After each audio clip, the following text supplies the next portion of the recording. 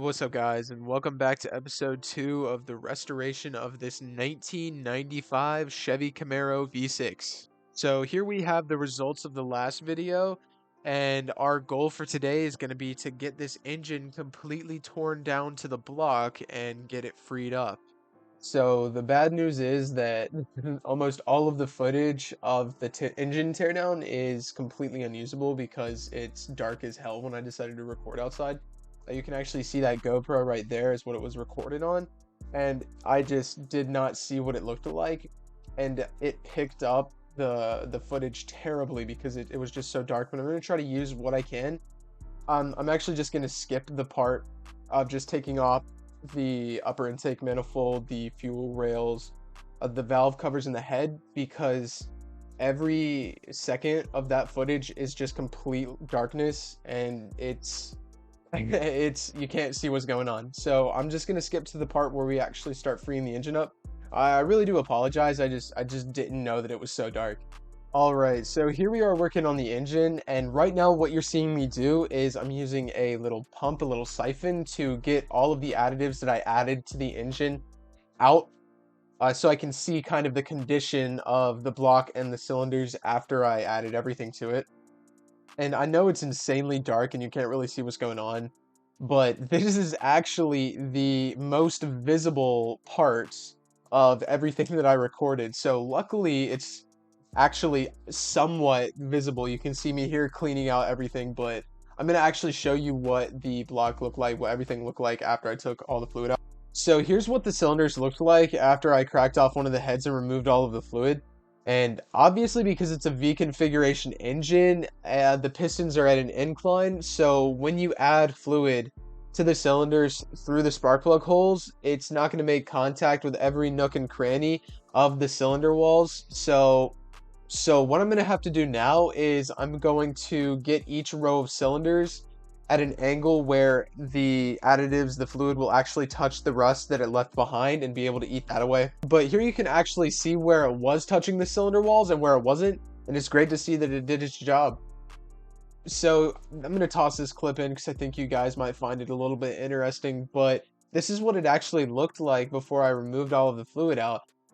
In the last clip, and you can see how disgusting and full of all these contaminants it is. This one had a bunch of carbon in it, and the others, they were just like rust water, and the smell was also incredibly pungent with this stuff. So, and you can just see how just contaminated it is here. It's just caked on. It was like a sludge.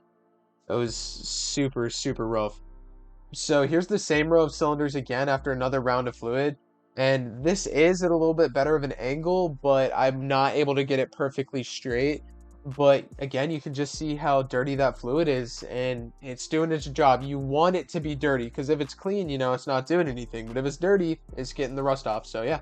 So here's the part y'all have all been waiting for. This is when I actually try to turn the engine over for the first time. So the rest of the cleaning of the cylinder walls was recorded on the GoPro and is just completely dark and invisible. So here, everything is recorded on my phone, so from this point beyond, everything is super nice and has the flash on and you can see it clearly.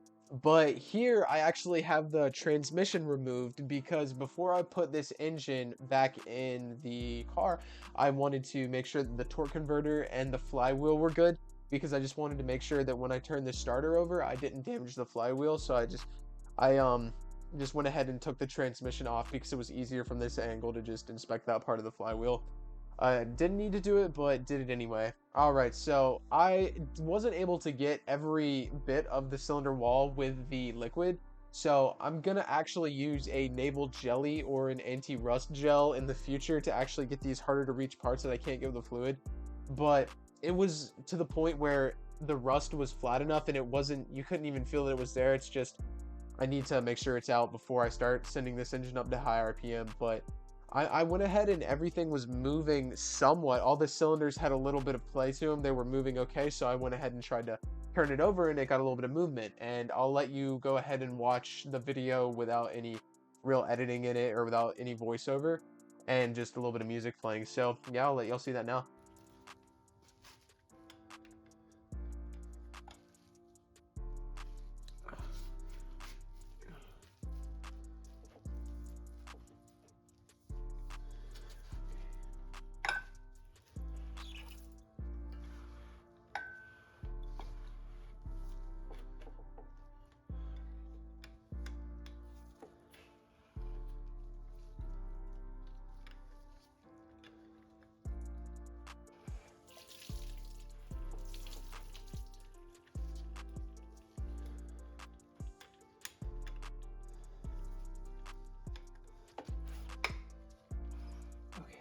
Real nice. Real nice.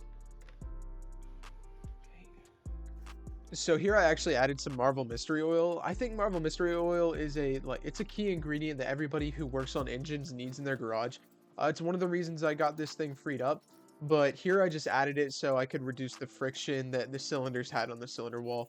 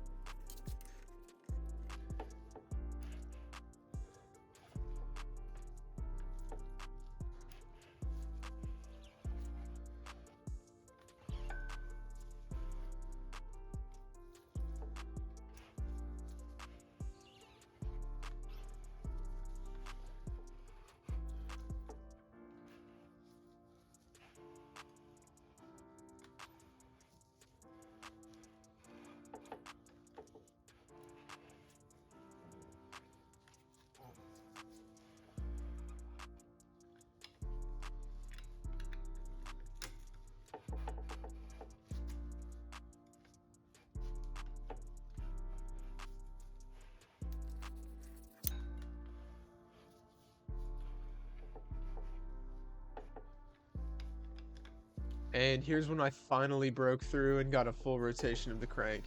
And I did keep cranking it a little bit. I just wanted to break through the last little bit of resistance that was left in there. I am still going to put a little bit more naval jelly on it just to break that last tiny little bit of rust that's in some of the crannies of the top of the cylinder wall. I'd just rather be safe than sorry. But yeah, it is moving free now. I'm going to give it a couple more rotations. I'm actually going to give it maybe around 100 rotations total.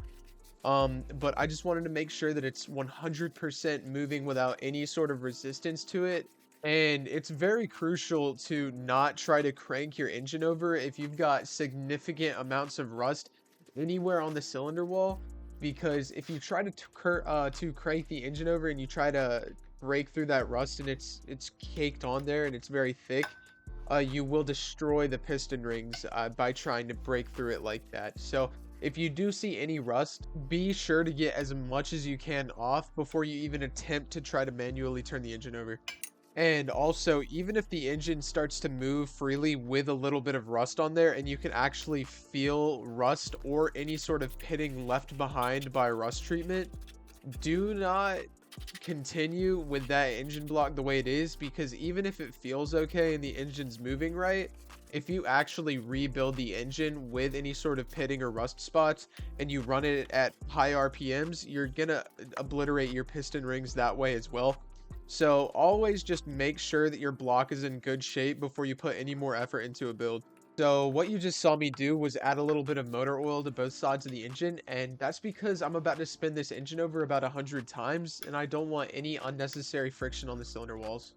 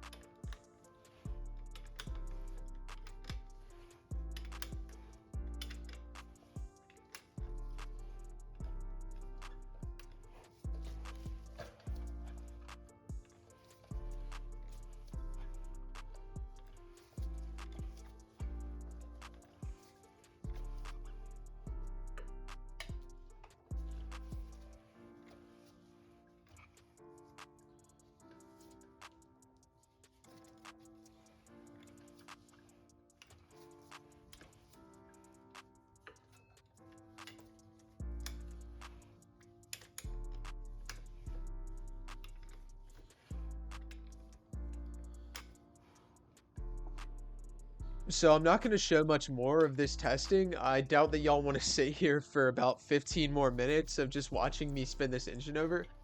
But yeah, no, it's looking great at this point, and I'm really proud of the way it's going. Everything's going as planned. There hasn't been any real hiccups. But in the next episode, I'm gonna start doing a little bit of block cleaning and head cleaning just so the surfaces are great before I start reassembly. And I'm also gonna replace a couple sensors that are starting to look a little bit gunky because they've been there for over 20 years. Right now you're seeing me actually take off the camshaft position sensor, and I'm replacing this one because it is super frayed and the looming on the wires is not looking good at all. But the camshaft position sensor is the only one that I really need to replace. But while I'm down here, I'm also going to replace the oil pressure sensor just because that's arguably the most important sensor when you've got a freshly rebuilt engine. You want to make sure that oil's getting where it needs to go when you have a fresh engine like this. And I'm also going to replace the crankshaft position sensor because that is another incredibly important sensor. And if this sensor doesn't work and I just put everything back together and go to start it, if that sensor is faulty, then it won't even start at all. So I just rather be safe in this situation again, and I'm just going to go ahead and replace all three. And I'm also going to give a little bit more information about some of the parts that I'm going to be using during the rebuild.